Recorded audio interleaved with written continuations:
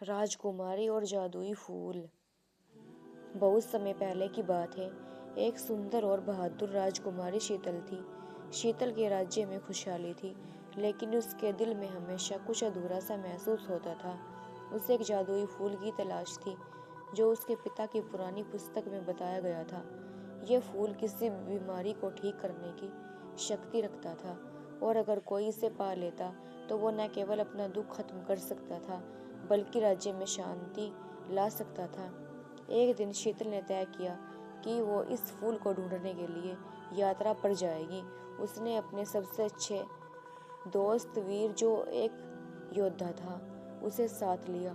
दोनों ने राजमहल से बहुत दूर जंगलों और पहाड़ों के बीच एक रहस्यमय मार्ग पर यात्रा शुरू की।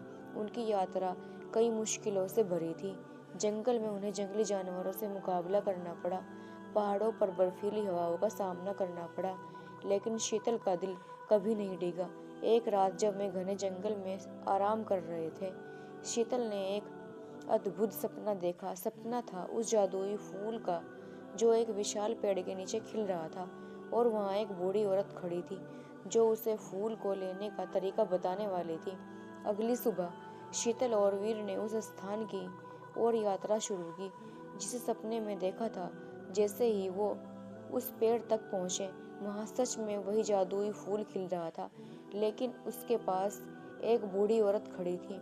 उसने शीतल को देखकर कहा, तुमने जो साहस और संघर्ष दिखाया है, उसके बाद भी तुम इस फूल तक पहुंच पाई हो।